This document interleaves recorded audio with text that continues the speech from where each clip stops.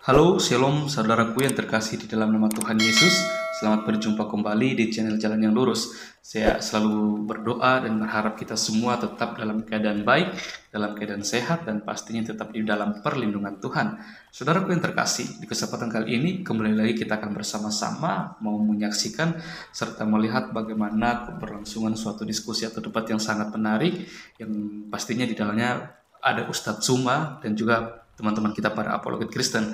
Kenapa teman-teman para apologet Kristen ini kerap kali melawan atau berdebat dengan Ustadz Suma? Karena kita tidak mau membiarkan Ustadz Suma ini dengan sangat leluasa memutarbalikkan kebenaran tentang Kristen itu sendiri atau menggunakan ayat-ayat Alkitab yang dia tafsirkan secara liar untuk dia sampaikan kepada semua orang di publik seperti itu. Makanya teman-teman para apologet Kristen ini berhadapan Ustadz Suma guna untuk meluruskan setiap kebenaran-kebenaran yang diputarbalikkan oleh Ustadz Suma itu sendiri. Maka dari itu, tanpa berlama-lama, mari langsung saja kita simak videonya. Selamat menyaksikan dan Tuhan Yesus memberkati.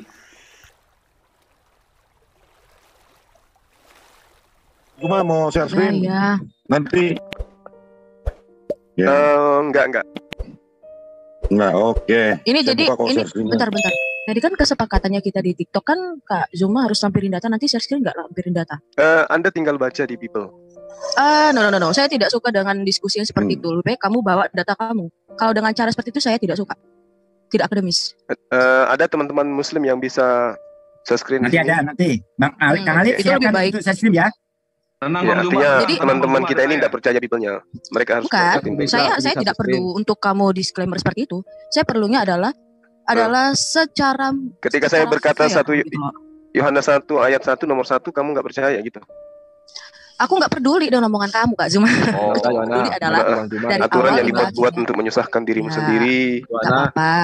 Nanti aku bantu Eh, screen. Ya, Bang Zuma. jadi gini Pak, bukannya saya apa, jadi biar lebih apple to apple toh, ketika saya bawa data, beliau juga bawa data. Jadi enak ditonton. Kalau cuma saya doang bawa data dan beliau tidak, saya rasa itu tidak apple to apple gitu loh. Saya tidak ingin membuat martabat atau harga dirinya Pak Zuma jatuh gitu loh, karena hanya saya sendiri yang bawa data gitu Pak. Justru saya ditertawakan umat Muslim kalau saya nggak hafal Bible. Kupikir nggak Saya hafal jadi Al-Quran Pak. apologet tapi nggak hafal, itu lucu menurut teman-teman Muslim gitu. Kalau hafal Harus Al-Qurannya, dipelototin dulu, dibuka dulu, baru aku baca. kalau Teman-teman Al-Qurannya Muslim dibaca tertawakan nggak Pak? saya nanti gitu loh. Oh alah pantes, Iya, nggak apa-apa lah. Sudah Saya bahasa maklum, Indonesia Pak. nggak hafal pula kan konyol. Iya saya maklumin aja. nggak apa-apa. Oke, kita mulai. Lanjut. Gimana? Iya, Ya. silakan. Siap ya? Oke, selamat malam, selamat datang Bang Zuma dan rekan-rekan Muslim yang hadir. Recordnya belum nih? Ain. Mana recordnya? Ini udah ada pada yang live nih, MDM live, M3. M3 live, MDM live, Alif channel live. Ya. Recording in progress. Oke, selamat malam. Assalamualaikum dan rekan-rekan Muslim. Assalamualaikum. Ya, malam ini kita mau berdiskusi lintas agama ya. Ya, antara narasumber Muslim, Bang Zuma dan Sis Minayung mewakili kekristenan. Nah, aduh, ini Pak Abdul bocor suaranya ya. Jadi ini berasal dari TikTok di komal saya juga tadi, bahwa Minayung akan menelanjangi Quran ya, bahwa kenapa dongeng-dongeng legenda Yahudi itu terdapat di kitab suci Al-Quran. Kan begitu ya Minayung ya? Apa saya Lebih salah? lebih tepatnya kita membahas tentang kekristenan yang dimana bidat-bidat aliran sesat yang diambil oleh Al-Quran sendiri, gitu Pak. Oke. Jadi begitu ya Bang Zuma. Jadi temanya udah disepakati. Iya. Saya ikut aja, apapun dibahas saya ikuti iramanya. Silakan. Oke. Kita pakai durasi yang 5 menit aja, mulai dari opening statementnya Minayung 5 menit. Silakan. Ya ini Minayung. timernya udah jalan belum? Berapa menit? Pak? Belum ya? Belum. Timer. Belum. ada ya? Oke, tolong di share screen dong Mas Belum ada Bro. timer. Kita dari ya. Nanti itu timer secara manual aja ya. Nah, aku sportif ke orangnya. Ya. Oke. Oke. Dimulai di saat saya berbicara ya, Tok ya. Tapi sebelum itu saya mau berdoa dulu, boleh nggak, Tok? Dan teman-teman Muslim?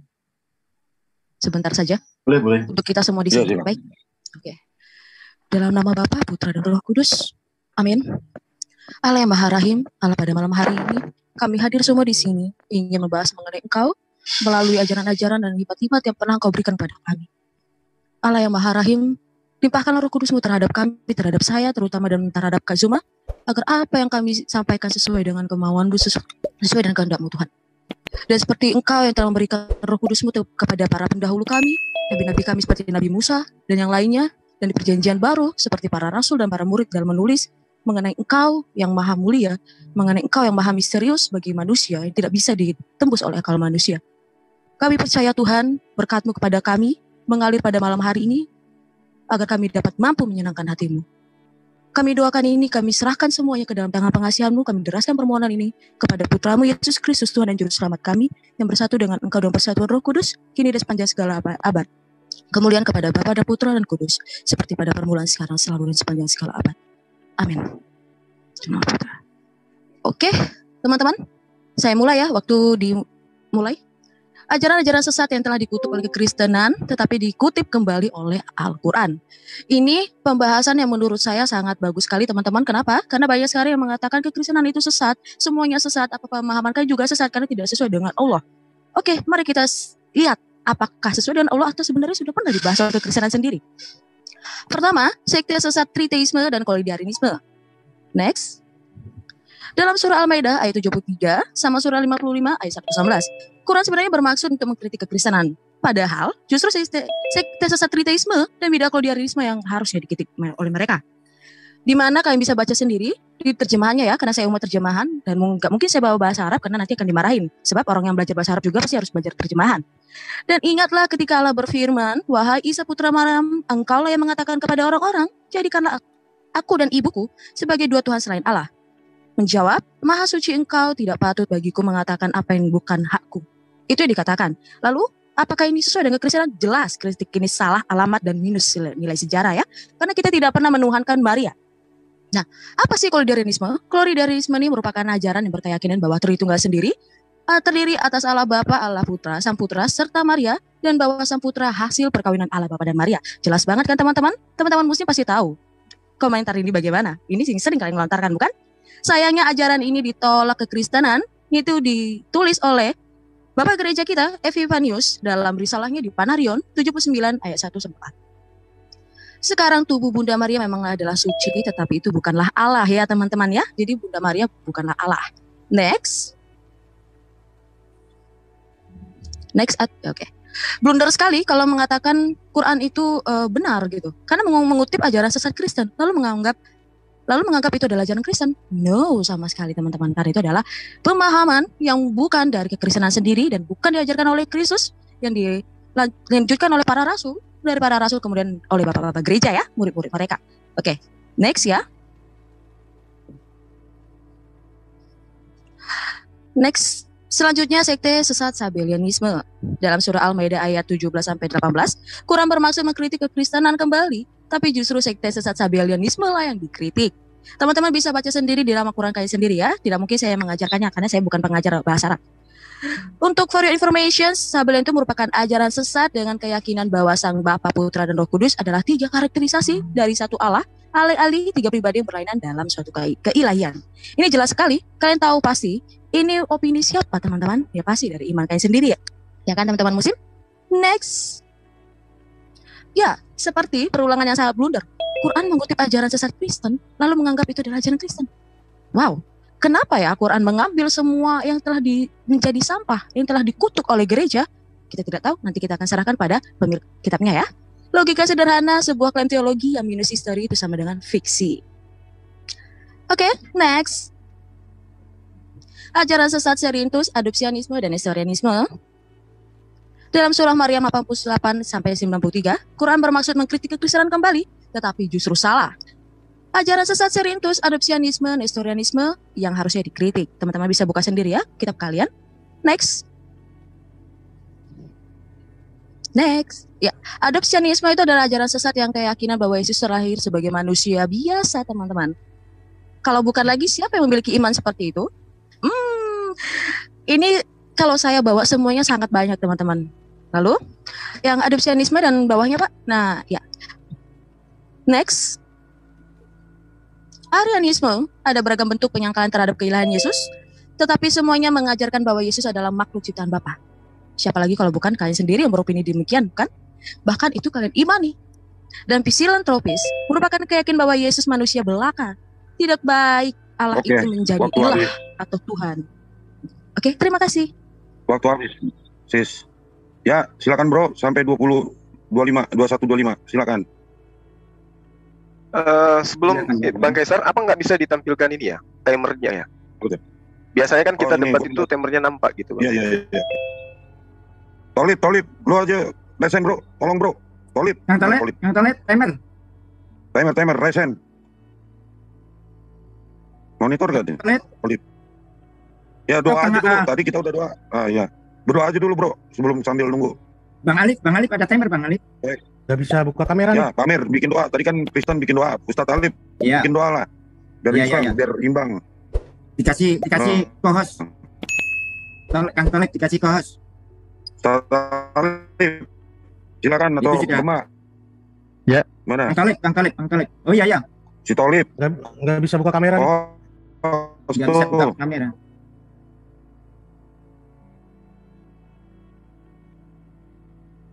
Maksudnya doa. Di ini ya, kurang. Udah, coba buka. Sekarang buka Tolip. Kamera coba. Udah tuh tinggal disenterin aja. Udah ya. Oke, kami persilakan bagi pihak muslim untuk sebelum Bang Juma berbicara, kita kasih waktu untuk doa dulu, karena tadi kan doa Kristen udah, biar imbang lah. Ya Ustadz Alif atau siapa yang mimpin nih? Ustadz Budi? Bema? Mungkin langsung sama Guru Unda? Silakan aja deh. Silakan aja. Silakan Bang Alif. Oke. Baik ya, mungkin singkat. Bismillahirrahmanirrahim. Alhamdulillahirrahmanirrahim. Hamdan yuwafi ni'amahu wa kafi mazidah. Ya Rabbana lakal hamdu kama yang bagi li jalali wajhikal karim wa adami sultanik. Allahumma gfir lana dunubana wal ihwanina wal jamil muslimina wal muslimat wal mu'minina wal mu'minat ala hayya min wal amat. Allahumma arinal haqqa haqqa warzuqna tiba'ah wa arinal batila batila warzuqna tinabah. Rabbana afriq alaina sabra wa sabit aqdamana wangsurna ala qaumil kafirin wangsurna ala qaumil musyrikin wangsurna ala qaumil Rabbana atina fid dunya hasanah wa fil akhirati hasanah wa qina adzabannar. Subhana rabbika rabbil izzati amma yasifun wa salamun alal mursalin walhamdulillahi rabbil alamin. Mungkin itu aja. Amin. Terima kasih. Ya, silakan Bro Juma. Waktu dimulai dari Bro berbicara. Baik. Silakan. Bismillahirrahmanirrahim. Assalamualaikum warahmatullahi wabarakatuh.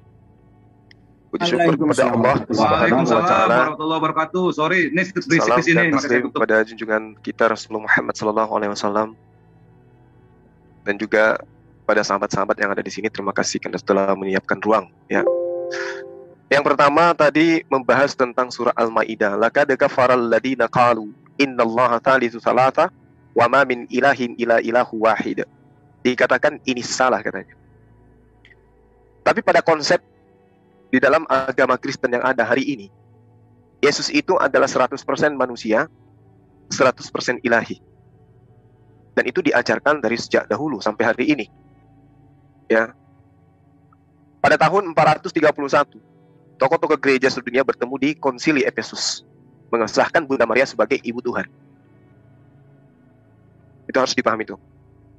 Jadi, ketika Al-Quran mengatakan di dalam surah Al-Maidah ayat 116, wa iskalallahu ya Isa bin Maryam a'anta qultan linnas takhizuni wa ummi ilahaini min dunillah. Wahai Isa, apakah engkau pernah mengajarkan kepada orang Kristen untuk menuhankan dirimu dan juga ibumu selain daripada Allah? Jadi memang dari sejak dulu Maria itu menduduki posisi tinggi. Kalau hari ini Kristen yang ada di Indonesia tidak mengimani itu karena datang belakangan. Ya, kita perlu tahu bahwa Konsili Konstantinopel tahun 722 Masehi itu menggeser posisi Bunda Maria. Digantikan oleh siapa? Diganti oleh Roh Kudus. Jadi Al-Quran tidak pernah keliru menerangkan itu. Kalau hari ini kemudian kita tanya kepada teman-teman Kristen, apakah Yesus itu kemudian hari ini adalah bidat menurut ajaran Yesus itu sendiri? Saya katakan ya. Tadi di awal teman-teman kita siapa tuh? Mbak Mina membawa pernyataan Allah yang Maha Rahim. Itu di mana diambil kata-kata kayak begitu? Yesus tidak pernah mengajarkan itu kepada Bani Israel. Allah yang Maha Rahim. Bukti Anda bidat. Ya. Yesus juga tidak pernah menyebut nama Yesus. Ibunya juga tidak pernah menyebut nama Yesus. Muncul Kristen sekarang menyebut nama Yesus. Anda bidat. Yesus itu disebut Yesua di dalam pengajarannya. Yesus kemudian ibadahnya di mana? Bait suci. Tempat orang-orang berkumpulnya, orang-orang yang sebelum masuk ke rumah ibadah itu bersunat, mandi, membasuh tangan, membasuh kaki, melepaskan alas kaki, masuk di dalam, tidak ada kursi, tidak ada meja, mereka berdiri dan sujud menyembah kepada Tuhan. Yang Anda lakukan hari ini? Pernah diperhatikan Yesus? Tidak. Jadi nggak usah terlalu jauh kemana-mana. Yang Anda gali Al-Quranul Karim, Al-Ma'idah ayat 119, kemudian Ali Imran 73, itu semua sudah dilakukan oleh orang-orang terdahulu sebelum Anda. Jadi apa yang diterangkan oleh Al-Quran tidak ada yang salah. Semua itu kebenaran. Nah, kalau berbicara mengenai ajaran bidat, Yesus tidak pernah mengajarkan dirinya itu adalah Tuhan yang datang dalam rupa manusia. Tapi itu yang Anda imani sekarang. Tidak. Bahkan Yesus tidak pernah mengatakan kelompok pengikutnya itu adalah Kristen, Katolik, Protestan. Ya. Tapi Anda menamakan golongan Anda itu sekarang sebagai golongan Kristen, Katolik, Protestan, Advent, dan seterusnya. Itu bidat. Yesus menyembah hanya kepada Allah, menyembah kepada Tuhan pencipta langit dan bumi. Kesaksian Yesus terhadap dirinya, ada kesaksianku yang lebih penting dari kesaksian Yohanes. Apalagi kesaksian Kristen. Kesaksian Yohanes saja kalah. Apa itu? Bahwa semua pekerjaan yang aku lakukan, pekerjaan itulah yang bersaksi tentang aku, bahwa aku adalah utusan Bapa. Yesus utusan Bapa. Ending dari pengajaran Yesus ketika datang kepada Bani Israel, utusan Bapa. Bukan Bapa itu sendiri yang datang dalam rupa manusia. Tapi Anda imani Yesus itu sekarang sebagai Tuhan yang datang dalam rupa manusia, mengosongkan diri, tidak menganggap dirinya setara dengan Tuhan. Itu bidat. Demikian. Oke, terima kasih. Ya, giliran Sis Minayong untuk menanggapi atau memberikan pertanyaan. 5 menit. Silakan, Minayong. Oke. Share screen, Pak, Mas Bro. Saya berbicara ketika waktu dijalankan ya.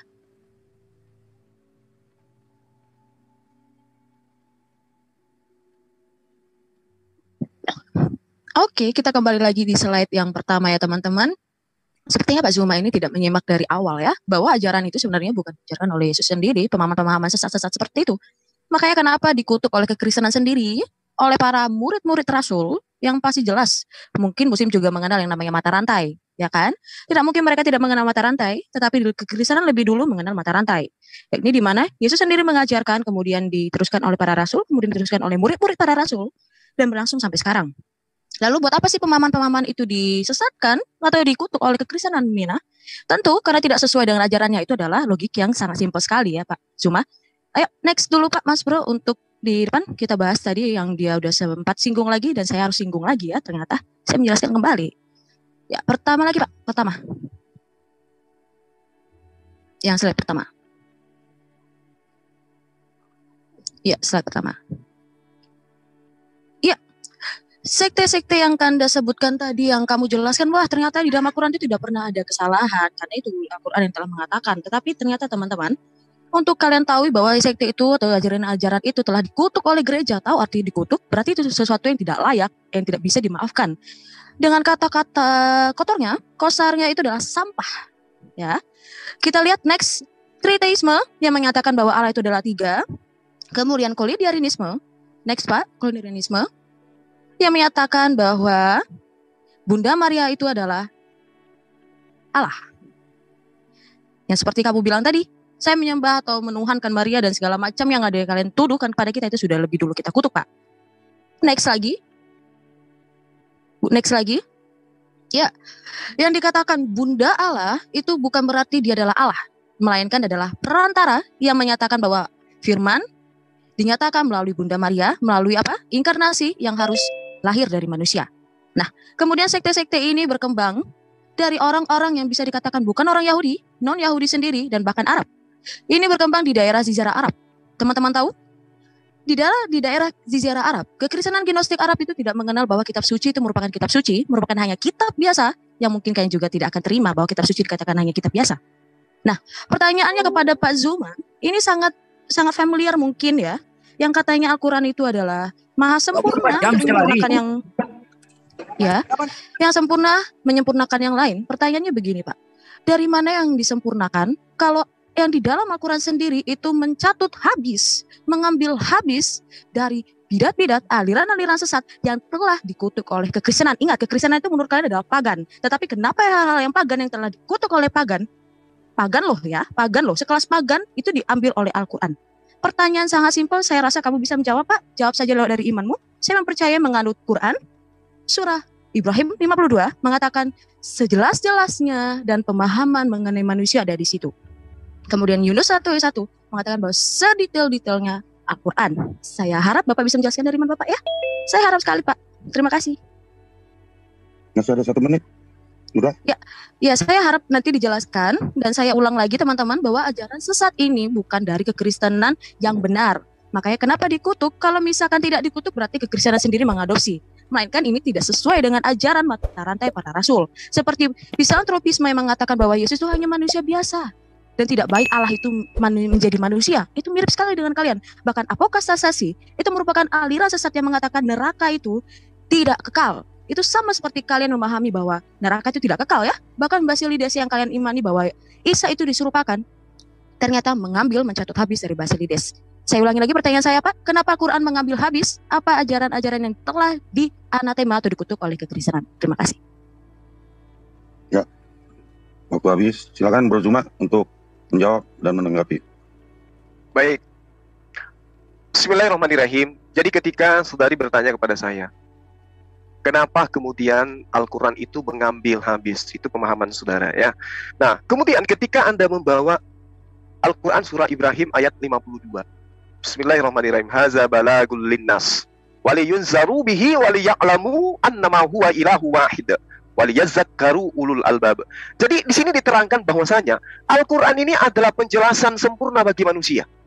Ini terkait apa? Terkait tentang apa yang terjadi pada masa lampau, masa yang ada pada masa itu, dan masa yang akan datang. Ini yang diterangkan oleh Al-Quran. Untuk apa kemudian? Agar mereka diberi peringatan dengannya. Poinnya di mana? Dialah Tuhan yang esa, dan agar orang berakal itu mengambil pelajaran. Jadi poin daripada kesempurnaan Al-Quran penjelasannya terkait tentang Tuhan, ketauhidan, terkait dengan teguran Allah kepada orang-orang terdahulu yang gemar kemudian mengambil tokoh-tokoh dari mereka untuk jadikan sebagai Tuhan selain daripada Allah. Nah, kalau hari ini kemudian Anda mengatakan Kristen membidat-bidatkan agama yang diterangkan oleh Al-Quran, justru Anda menguatkan Al-Quran. Berarti Al-Quran sudah benar. Ajaran yang dibidat-bidatkan Al-Quran yang dikatakan sebagai ajaran kafir atau kufur itu tidak salah. Karena Kristen pun mengiyakan. Masalahnya sekarang yang dibidatkan itu tidak jauh beda dengan yang membidatkan. Antara Kristen yang membidat-bidatkan Kristen yang lain itu nggak jauh beda. Apa bedanya coba kira-kira? Sama-sama bukan ajaran dari Yesus. Yesus mengajarkan apa? Ketaatan. Ketaatan kepada siapa? Kepada Bapa. Apa fungsi ketaatan itu? Mengasihi. Kasihilah Allahmu dengan segenap hatimu. Bagaimana cara mengasihi Allah?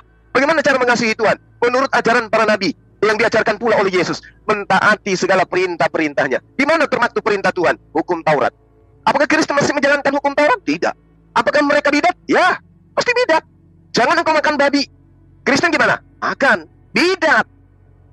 Jadi kalau Anda mau berbicara menyalah-nyalahkan Al-Quran, justru yang Anda terangkan ini membenarkan isi Quran. Kristen muncul kemudian juga kena. Laqad kafara alladziina qalu, mengatakan 1 dari 3. Makanya ada konsep Trinitas. Trinitas itu asalnya dari mana? Dari Kristen. Apakah Yesus mengajarkan Trinitas? Tidak. Menyebut nama Kristen aja kagak. Jadi ketika Anda berbicara mengenai bidat, mohon maaf kata ini. Mohon maaf sekali lagi nih. Anda lah yang ada di sana. Karena Yesus mengatakan di dalam kitab Anda sendiri, Yohanes 10 nomor 27, 27 nomor 28, nomor 27. Aku mengenal muridku, muridku mengenal aku. Mereka mendengarkan perkataanku dan mengikuti aku. Sekarang apakah Anda mengikuti Yesus ibadah hari Sabat? Tidak. Apakah Anda mengikuti Yesus menyembahnya kepada Allah? Tidak. Apakah Anda mengikuti Yesus taat kepada hukum Taurat? Tidak. Apakah Anda menyembah pribadi satu Tuhan dan tidak pernah bersekutu menjadi makhluk? Tidak. Yesus apakah merasulkan Paulus, merasulkan Lukas, Markus, dan semua yang Anda rasulkan? Tidak. Kalau tidak berarti Anda ajaran baru, bidat berarti. Jadi Anda membidatkan Kristen lain, sementara Anda bermandikan sesuatu yang bidat. Sekarang kalau Anda berbicara Islam, dari poin mananya Anda mau mengatakan Islam itu bidat? Sementara kami tidak mengaku pengikut Yesus. Kami bukan pengikut Yesus. Yang dikatakan pengikut ketika yang diikuti takbir Allahu Akbar, makmum wajib hukumnya Allahu Akbar. Ketika Yesus mengatakan Shema Israel Adonai Eloheinu Adonai Ahad, Tuhan hidup kekal itu, mereka mengenal engkau satu-satunya Tuhan yang benar dan mengenal aku sebagai utusan. Ketika Yesus mengatakan aku utusan, pengikutnya wajib hukumnya, gak boleh menambahi, gak boleh mengurangi. Kapan mengurangi dan menambahi, maka dia jatuh kepada posisi bidat. Bidat tempatnya di neraka. Apakah Yesus pernah mengusir orang-orang bidat yang mengatasnamakan dirinya sebagai pengikut? Yes, baca Matius 7 nomor 21 sampai 23. Siapa yang diusir di sana? Enyahlah kau semua pembuat kejahatan. Siapa itu? Pelaku bidat. Coba Anda ngaca. Silakan. Waktu habis. Ya, silakan Minayong untuk menanggapinya. 5 menit. Oke. Waktu berjalan ketika saya berbicara ya. Sebenarnya saya sangat semangat sekali lihat Pak Zuma ini dia berbicara terus-menerus, tapi tidak ada poin untuk bisa saya mendapatkan jawaban yang pasti dari iman dia mengenai kenapa Al-Quran mengambil penuh apa yang telah dikutuk oleh kekristenan. Ingat seperti saya katakan tadi, kekristenan itu merupakan ajaran sesat menurut kalian, bukan? Oke. Kita lihat ya teman-teman. Kita lanjutkan lagi seberapa sesatnya ajaran yang ini yang dikutip oleh Al-Quran sendiri dan diimani oleh teman-teman muslim. Golongan Makedonius ini adalah iman kalian sendiri, yaitu golongan Primul Matonaki, pelawan Roh Kudus sendiri. Meskipun mengetahui kalian Yesus Kristus, kita anggap saja kalian tidak mengakui Yesus Kristus sebagai keilahian, tetapi kalian mengatakan Roh Kudus itu sendiri adalah ciptaan. Yang sama seperti kalian katakan Jibril adalah Roh Kudus. Sama seperti ini, ini adalah bidat yang telah dikutuk pada abad keempat. Pertanyaan ini pasti akan sangat banyak lagi ya teman-teman. Kenapa? Lebih dulu pengetahuan iman sesat ini ketimbang Al-Quran datang dan pemahaman iman kalian datang. Hal yang sangat mengejutkan bukan? Tentu saja belum pernah dibahas. Dan teman-teman muslim kebanyakan terlalu memfokuskan apa yang selalu dikatakan oleh Pak Zuma hanya khotbah. Kemudian, semi-pelagianisme setelah Agustinus membantah ajaran Pelagius, ini adalah iman kalian sendiri juga yang kalian ambil pada abad kelima, di mana manusia dapat menjangkau Tuhan dengan kekuatannya sendiri. Jadi kalau bagi kami kekristenan, kami tidak lagi syok dengan mengenai ini karena ini telah dibahas di setiap konsili. Pemahaman-pemahaman ini berakar pada di luar dari gereja sendiri, di luar dari para murid, di luar dari keapostolikan atau para rasul. Dan seperti kamu bilang tadi, saya sudah menjelaskan dari awal pada saat opening statement bahwa kami mengenal sanad. Kalian juga pasti tahu sanad, mata rantai, ya kan? Nah, kalau saya kulik-kulik lagi teman-teman, ini menjadi pukulan telak kepada Pak Zuma. Di mana dia di dalam Islam sendiri tidak mengenal mata rantai yang begitu dekat. Karena tahun dari mata rantainya sendiri sangat jauh. Berkisar ratusan tahun. Bahkan hadisnya aja baru dilakukan itu sudah ribuan sebelum Al-Quran. Nah, itu bisa menjadi pertanyaan buat kalian sendiri ya. Next. Seperti yang saya sudah katakan tadi, filantropisme yang menyatakan manusia, Yesus itu hanya manusia biasa dan tidak memiliki keilahian. Lalu ini yang paling urgensi juga, apokastasi itu pada tahun 553 telah dibidatkan atau telah dianatema oleh gereja, dikutuk ya oleh kekristenan sendiri. Pertanyaan yang sama Pak Zuma, saya belum bisa dapat intinya dari kamu jawab. Kenapa Al-Quran mengambil ajaran-ajaran sesat? Saya pikir Allah adalah maha mengetahui ya. Seharusnya yang maha mengetahui itu pasti tahu, ini adalah ajaran yang telah dibidatkan atau yang telah dikutuk oleh kekristenan sendiri. Karena itu bukan berasal dari para rasul yang mengajarkan. Kamu cerdas mengatakan Yesus tidak pernah mengatakan hal seperti itu, betul. Yesus tidak pernah mengatakan bahwa neraka itu adalah tidak kekal. Yesus tidak pernah mengatakan bahwa apa? Roh Kudus itu diciptakan Pak Zuma. Itu adalah pemahaman pribadi dari orang-orang Arab. Seperti saya katakan tadi, pengulangan bahwa orang-orang Arab menyatakan, ya, orang-orang Arab ya, Kristen Arab Gnostik menyatakan bahwa kitab suci itu bukanlah kitab suci, hanya melainkan kitab biasa. Seharusnya Allah yang Maha tahu, Dia pasti akan tahu dan tidak akan memasukkan itu ke dalam iman kalian. Pertanyaan saya masih tetap sama, tetapi saya berikan pertanyaan berikutnya lagi. Kemana kemahatauan Allah ketika Dia tahu itu adalah yang telah disesatkan atau dikutuk oleh manusia? Apakah Allah tidak maha tahu? Seharusnya Dia maha tahu. Itu pertanyaan ya. Kamu harus bisa menjawab mengenai seperti yang saya bilang tadi. Saya penganut bahwa Al-Quran itu teliti dan disusun dengan rapi penjelasan dan sejelas-jelasnya. Saya tidak melihat kamu membuka data kamu seperti yang saya katakan di TikTok. Kamu harus membawa data kamu, tetapi kamu tidak membawa data, hanya berbicara saja, saya juga bisa. Tapi saya membawa data karena saya tahu saya ada orang akademis. Saya belajar, saya punya ilmu. Oke Pak Zuma, saya mohon kamu harus bisa apple to apple. Silakan Pak Zuma, dijelaskan. Terima kasih. Oke, waktu habis. Silakan Pak Zuma, 5 menit. Oke, baik. Terima kasih ya. Pertama, ketika saudara kemudian mengatakan tentang Roh Kudus, ini menggelikan nih. Saya sudah bertahun-tahun bersama dengan orang Kristen berdebat. Mereka tidak pernah memberikan data akurat Roh Kudus itu siapa menurut Bibelnya yang original teksnya bahasa Yunani. Bahkan yang bahasa Ibrani sekalipun. Selain daripada ngambil dari Al-Quran. Nah, nanti kalau misalnya ada yang tersinggung dengan perkataan itu, silakan jadwalkan kita debat tentang Roh Kudus. Kalau di Al-Quran itu jelas. Kul man kana aduwwan li Jibril fa innahu nazzalahu ala qalbika biiznillah. Al-Baqarah ayat 97. Jibril itu adalah Roh Kudus itu sendiri. Di mana diterangkan dalam surah An-Nahl ayat 102. Kul nazzalahu ruhul qudus min rabbika bil haqq. Jadi yang menurunkan Al-Quran bernama Jibril itu disebut Roh Kudus. Sementara Anda kenapa dikatakan bidat oleh Islam, oleh Al-Quran? Karena Anda menuhankan Roh Kudus. Sementara di kitab Anda sendiri, Roh Kudus itu bukan Tuhan. Jadi Al-Quran membidatkan Anda, Yesus juga membidatkan Anda. Apa pembuktiannya? Coba kita lihat dalam kitab Anda sendiri, Yohanes 16 nomor 13. Tetapi apabila ia datang, yaitu Roh kebenaran, ia akan memimpin kamu ke dalam seluruh kebenaran. Sebab ia tidak akan berkata-kata dari dirinya sendiri. Kok ada Tuhan tidak bisa berkata-kata dari dirinya sendiri? Ini sosok yang datang setelah Yesus itu Roh Kudus, Roh kebenaran yang tidak berkata-kata dari dirinya sendiri. Sementara Tuhan yang benar, baca Mazmur 33 nomor 9. Ketika dia mau seenak dewe, ngomong aja, jadi AA, jadi BB. Itu yang dikatakan Tuhan. Loh, ini tidak berkata-kata dari dirinya sendiri, dianggap Tuhan. Berarti siapa yang bidat? Anda menuhankan sosok yang tidak bisa berkata-kata dari dirinya sendiri. Bidat. Lalu kemudian, di dalam kitab saudara, terkait dengan Al-Quranul Karim, jelas sekali dikatakan di dalam surah Asy-Syura ayat 52. Wa kadzalika auhayna ilaika ruhan min amrina. Demikianlah kami wahyukan kepadamu roh dengan perintah kami. Ini perintah. Apa tujuannya Roh Kudus itu datang kepada Rasulullah? Wa innaka latahdi ila siratim mustaqim. Untuk menjelaskan pembimbingan terhadap seluruh manusia kepada jalan yang lurus. Itu tujuan Roh Kudus datang. Makanya umat Islam itu dipenuhi oleh Roh Kudus. Kenapa? Karena umat Islam hidupnya mengikuti apa yang ada di dalam kitab suci Al-Quranul Karim. Karena Al-Quranul Karim itu adalah perintah yang didatangkan oleh Roh Kudus yang tidak berkata-kata dari dirinya sendiri. Anda boleh baca di dalam Yesaya 42 nomor 1. Lihat itu hambaku yang kupegang, orang pilihanku, yang kepadanya aku berkenan. Aku telah menaruh rohku ke atasnya, supaya ia menyatakan hukum kepada bangsa-bangsa. Dijawab oleh Al-Quran, wa kadzalika auhayna ilaika ruhan min amrina. Jadi rohku ada di atasnya. Itulah Roh Kudus yang kemudian datang kepada Rasulullah untuk kemudian mengajarkan Rasulullah membimbing seluruh umat manusia. Nah, kenapa Anda bidat? Karena Anda menuhankan Roh Kudus. Sementara Roh Kudus itu adalah Jibril. Apa buktinya Bang Suma? Baca Matius 1 nomor 18. Kelahiran Yesus Kristus adalah seperti berikut. Pada waktu Maria ibunya bertunangan dengan Yusuf, ternyata ia mengandung dari Roh Kudus. Ternyata mengandung dari Roh Kudus. Sebelum mereka hidup sebagai suami istri. Loh, Roh Kudus ini memang siapa Bang Suma? Baca Lukas 1 nomor 20 nomor 27. Dalam bulan yang ke-6, Tuhan menyuruh malaikat Jibril pergi ke sebuah kota di Galilea bernama Nazaret kepada seorang perawan yang bertunangan dengan seorang bernama Yusuf.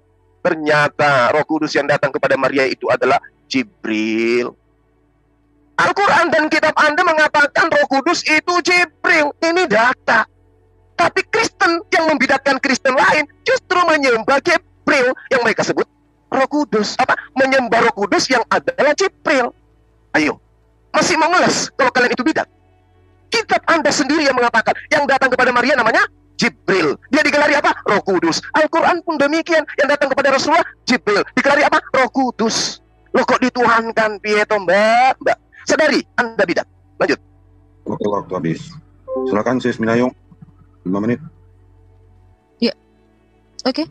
Di slide Pak Zuba begitu semangat sampai diblunder sendiri ya teman-teman.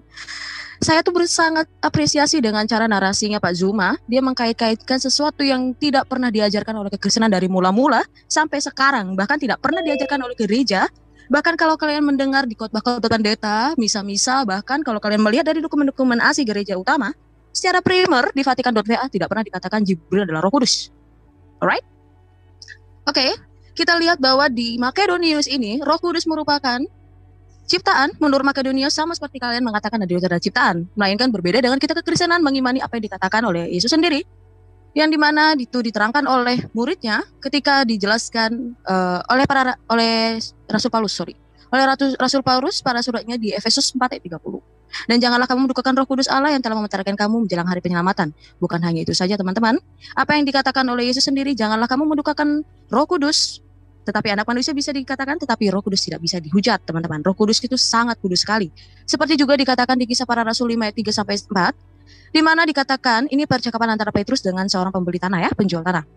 Apa katanya di ayat terakhir, di ayat 4? Engkau bukan mendustai manusia, tetapi mendustai Allah, karena Roh Kudus itu adalah Allah. Jelas pasti. Jadi Roh Kudus itu bukanlah ciptaan, Pak Zuma. Kalaupun kamu mengimani itu adalah ciptaan, berarti saya pertanyakan, kenapa kamu mengimani ajaran sesat yang telah dikutuk oleh kekristenan sendiri di tahun 552, Pak Zuma? Itu dibawakan oleh siapa? Bisa tahu sendiri ya, orang Arab lagi. Yang dimana Uskup Konstantinopel yang telah menganatemanya. Jadi pertanyaan balik lagi sama kamu Pak Zuma, kamu mengimani kenapa harus dari aliran sesat yang telah dikutuk oleh kekristenan sendiri? Saya pikir Allah yang Maha Tahu, Dia pasti akan memberikan sesuatu yang baru dan bukan yang sudah dibahas oleh manusia sejak sebelumnya, Pak Zuma. Ini belum harus segelintir loh Pak Zuma, belum semua saya buka. Dan paling jelas seperti saya katakan tadi, bahwa ajaran sesat itu adalah sampah. Kenapa kalian mengambil sampah yang telah dibuang oleh kekristenan sendiri? Kalian bisa mencari sendiri ya. Jangan banyak banget ngomong Pak Zuma. Saya dari tadi melihat kamu tidak pernah membawa data. Teman-teman kamu juga sangat pintar sekali.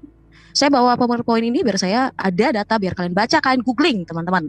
Golongan Makedonius, golongan Pelagianisme, kalian googling sendiri, banyak kok bertebaran. Di Vatikan.va, New Advent dari Encyclopedia Katolik, dan juga dari kekristenan sendiri. Nah, pertanyaan lanjutannya, next, Mas Bro. Halo, Mas Bro, next. Ya, yang selanjutnya adalah apostatasi, yang dimana kalian menyatakan bahwa neraka itu tidak kekal. Ini adalah pemahaman yang telah dianatema tahun 553. Lalu kenapa lagi nih teman-teman? Why harus dari ajaran sesat, aliran sesat? Ini pertanyaan yang sangat berulang-ulang kali saya lontarkan, tetapi tidak bisa dijawab secara pasti dari Al-Quran. Dan bahkan dari Pak Zuma sendiri dia tidak bisa menjelaskan why harus dari ajaran sesat yang telah disesatkan oleh manusia. Ya menurut kalian ya, kekristenan itu adalah hanya manusia biasa yang melawan manusia ya, begitulah gosip-gosip kalian kan. Dan kenapa Allah yang Maha Tahu dia tidak bisa memberikan wahyu yang lain, yang baru, yang mungkin lebih benar dari itu? Itu pertanyaan yang belum dijawab dari tadi Pak, sampai saat ini. Dan saya mohon dengan sangat lagi, bahwa datanya Pak jangan hanya keluar-keluar saja, saya bisa kok. Itu ya. Nah, next lagi, logik jika ajaran sesat justru menjadi bagian iman Muslim, lalu bagaimana keselamatan dalam iman Islam terjamin? Keselamatan tidak terjamin sepertinya Pak ya. Coba kamu jawab, bagaimana bisa terjamin keselamatan jika iman kalian ternyata diadopsi atau mengadopsi, bahkan mengambil seluruhnya dari aliran sesat yang telah dikutuk oleh kekristenan sudah sejak lama berabad-abad, yang kalian baru hanya datang di abad ke-6. Begitu ya Pak? Jangan lupa, 2 pertanyaan saya sebelumnya belum terjawab sampai sekarang, dan ini pertanyaan berikutnya lagi. Oke, sekian dan terima kasih. Oke, waktu habis. Silakan Bro Zuma untuk menjawab pertanyaan. Baik. Jadi ketika Anda menuduh neraka itu tidak kekal, Anda salah. Neraka itu kekal. Ya. Neraka itu pasti kekal adanya. Makanya dikatakan fi nari jahannam khalidina fiha. Ayat lain menerangkan As-Zukhruf ayat 74. Innal mujrimina fi azabin jahannam khalidun. Kekal itu. Neraka itu kekal. Tetapi Anda kemudian mengatakan orang yang masuk ke neraka kekal di dalamnya. Kalau di Islam tidak. Kalau di Islam itu berkesesuaian dengan ajarannya Yesus. Orang diupah berdasarkan perbuatan. Orang diupah berdasarkan amal. Perbanyaklah harta surga. Harta surga itu perbuatan baik. Ketika Yesus ditanya, seperti apakah kami bisa memperoleh hidup? Lakukan hukum Taurat. Sudah ya Rabi, ya guru. Apa yang dikatakan? Datanglah kepadaku, juallah semua hartamu. Berarti amal, sedekah, infak. Lalu kemudian bagaimana dengan neraka? Dia berdasarkan perbuatan ketika dia hidup. Kalau perbuatannya ada kebaikan dan ada keburukan, ya diupah dulu keburukannya, baru diberi upah kebaikannya. Islam dan ajaran Yesus itu sama. Lah yang kalian itu dari mana ajarannya? Kalian yang bid'ah. Kalau terkait dengan alam nerakanya, neraka itu kekal. Ayatnya banyak, neraka itu kekal. Yang mana yang kekal itu? Orang-orang kafir yang kekal di dalamnya. Orang-orang yang tidak menyembah Tuhannya Yesus yang kekal di neraka itu. Lalu kemudian saudara mengatakan tentang Roh Kudus. Roh Kudus Anda katakan tidak diterangkan di dalam gereja. Emang, tapi di kitab Law diterangkan. bahwa Roh Kudus itu adalah Jibril. Yang datang kepada Maria siapa? Apakah 2 oknum atau 1 oknum? 1 oknum. Siapa yang datang kepada Maria? Gabriel. Siapa gelarnya? Roh Kudus. Tidak ada 2 oknum antara Jibril dan Roh Kudus. Anda salah persepsi tentang Roh Kudus yang datang setelah Yesus itu terangkat. Roh Kudus yang datang setelah Yesus itu adalah makhluk yang tidak berkata-kata dari dirinya sendiri. Tidak mungkin Tuhan. Kalau Tuhan itu, Mbak, baca di Yesaya 55 nomor 11. Baca di Mazmur 33 nomor 9. Tuhan itu malah berkehendak. Sementara yang datang kepada manusia setelah Yesus terangkat, yang Roh Kudus itu tidak berkata-kata dari dirinya sendiri. Berarti dari oknum lain. Masa dituhankan oknum yang masih menerima firman dari oknum lain? Itu bid'ah namanya. Yang datang Roh Kudus itu adalah utusan. Makanya Yesus mengatakan, aku akan minta kepada Bapa. Di mana diterangkan Yesus itu? Dia minta kepada Bapa. Di kitab Anda sendiri. Yohanes 14 nomor 16. Yesus minta kepada Bapa agar Bapa memberikan kepada manusia penolong lain. Masa iya Yesus minta Tuhan untuk mengirim Tuhan? Logikanya di mana? Sementara Yesus mengatakan, hidup kekal itu adalah mereka mengenal Engkau satu-satunya. Mbak, kalau satu-satunya berarti cuma 1. Jangan ditambah-tambahin. Kalau kamu tambahin berarti kamu bidat. Jangan cuma membidat-bidatkan Kristen yang lain sementara Anda sendiri berlumurkan ajaran bidat. Ya. Tuhan yang diperkenalkan Yesus kepada Bani Israel itu namanya Allah. Mereka sebut Bapa, orang Yahudi kenal Hasem. Bukan Yesus. Sementara Kristen mengenal Yesus itu sebagai Bapa yang datang mengosongkan diri, dilahirkan oleh manusia, mati dibunuh oleh manusia, bangkit pada hari ketiga. Siapa yang mengimani itu? Mbak ini. Yesus ajarkan nggak? Tidak. Apa namanya tuh? Bidat. Islam datang untuk meluruskan itu semua. Jadi ketika Anda mengatakan, kenapa Al-Quran membahas? Yang dibahas Al-Quran itu bukan cuma yang Anda bidatkan. Anda juga yang dibahas oleh Al-Quran. Anda juga yang dibahas oleh Al-Quran. Lalu kemudian Anda mengatakan, Al-Quran Islam itu tidak bersanad. Wow, keren. Kalian bersanad. Antara Yesus dengan Lukas aja terputus. Yesus dan Lukas, Markus, Paulus itu terputus. Dari mana Lukas itu mendapatkan keilmuan setebal itu? Depolius yang mulia, banyak orang yang menceritakan peristiwa-peristiwa yang terjadi di antara kita. Dari mana Lukas terima itu sementara dia tidak pernah bertemu langsung dengan Yesus? Mana sanadnya? Kalau Anda mengimani catatan Lukas sebagai firman Tuhan, Yesus tidak mengimaninya, Anda bidat. Demikian. Ya, silakan Miss Esis Minayung. Iya, saya sangat tadi saya ketawa loh. Cuma ya, nggak apa-apa lah. Saya tuh sangat apresiasi lagi kembali dengan cara opininya dan narasinya Pak Zuma yang sangat tidak nyambung dari kekristenan sendiri dan bahkan tidak seperti yang diajarkan oleh kekristenan sendiri ya teman-teman. Kenapa saya katakan begitu? Karena dia bukan orang Kristen dan dia tidak pernah jatuh atau nyemplung di dalam kekristenan sendiri. Iman kami mengenal yang namanya sanad di mana para rasul sendiri. Kalau kekatolikan mengatakan dan ortodoksi yang mengatakan sanad terutama itu adalah Petrus yang merupakan dia yang diberikan kepercayaan oleh Yesus Kristus sendiri. Ya, terlalu banyak poin kamu, tetapi kamu tidak bisa sederhana untuk menjelaskan iman kamu sendiri, Pak Zuma. Ya, dalam ajaran kekristenan sendiri, apa yang telah disampaikan oleh Pak Zuma, ternyata itu adalah masih tetap sama aliran sesat dari kekristenan sendiri yang telah dikutuk. Dan tetap seperti saya katakan, kalau Allah itu Maha tahu, kenapa Al-Quran itu isinya apa yang telah disesatkan atau yang telah dikutuk oleh kekristenan sendiri pada abad mula-mula. Dan ya kamu mengatakan bahwa Yesus sendiri tidak pernah mengajarkan ini itu, sedangkan kamu sendiri adalah iman yang baru datangan.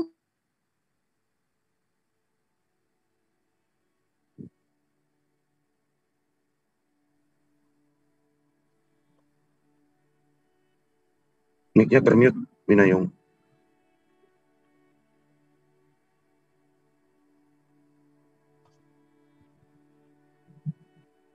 Halo. Kolip, waktunya dimatikan dulu. Minayung. Ya. Termute tadi, suaranya nggak keluar. Oh, siapa yang lanjut. Oh, oke. Ada. Oke. Sampai mana tadi itu? Sampai di mana tadi? Ya, seperti yang saya katakan tadi, bahwa di dalam Alkitab sendiri, bahkan di dalam nama-nama list malaikat-malaikat orang-orang Yahudi dan kekristenan tidak pernah ada namanya Jibril. Jibril itu hanya ada pada abad ke-6 yang dibawa oleh Islam sendiri. Itu bisa pertanyakan lagi sama iman kalian, kenapa bisa ada nama-nama hal seperti itu, yang bahkan tidak diimani oleh Yahudi dan kekristenan. Nah, yang kamu kutip mengenai Jibril atau kami mengenalnya nama Gabriel, yang bertemu dengan Maryam, atau saya bilang Maria di dalam kita, Bunda Maria sendiri, dia tidak menjadi Roh Kudus untuk masuk ke dalam perutnya Bunda Maria. Dia hanya mengatakan, "Salam Maria, penuh rahmat Tuhan sertamu. Terpujilah engkau di antara wanita, dan terpujilah buah tubuhmu, Kristus." Sebab apa? Ketika Maria mendengar perkataan itu, apa kata Bunda Maria? "Terjadilah padaku menurut perkataan Tuhan." Apa diperkatakan Tuhan? Tuhan mengatakan bahwa Roh Kudus akan berdiam di dalam dirinya, yang akan dimana dia akan membawa keselamatan itu sendiri melalui kelahiran putranya, Yesus Kristus, yang mana adalah Sang Firman sendiri. Ini kalian tidak mengerti karena kalian adalah iman datangan, dan kalian mengimani ajaran sesat, yang dimana pada tahun itu, pada tahun kalian abad ke-6, bahwa penganut Arian bekerja sama dengan Muslim untuk menggencarkan iman yang baru. Bisa dikatakan ini adalah sebuah komunitas yang baru dan bukan dari iman agama baru ya, mainkan komunitas. Kembali lagi saya katakan untuk kamu, Pak Zuma, bahwa kamu sendiri menyatakan bahwa neraka itu hanya kekalnya kepada orang kafir. Berarti kemahakasihan Allahmu tidak pernah ada. Karena Allahmu telah menetapkan orang kafir dan orang yang tidak kafir. Itu sama sekali bertentangan dengan ajaran Kristus sendiri. Di mana Kristus sendiri mengatakan bahwa Dialah Tuhan yang memberikan apa? Matahari dan hujan kepada orang baik dan orang yang jahat. Oke? Dan kemudian kamu mengutip mengenai seorang pemuda yang orang kaya, dia ingin ikut mengenai Yesus. Dia tahu Yesus adalah Tuhan, tetapi Tuhan mengatakan, "Aku tidak perlu untuk harta-hartamu, tetapi aku perlu kamu." Apa yang dilakukan oleh anak muda itu? Anak muda itu meninggalkan Yesus karena dia sedih hatinya kepada hartanya. Itu mengenai apa sih, Mina? Itu mengenai kamu yang hanya meminta berkat sama Tuhan, tetapi kamu tidak memberikan hatimu kepada Tuhan. Jadi sedalam itu iman kita, Pak Zuma. Beda dengan iman kamu yang mengambil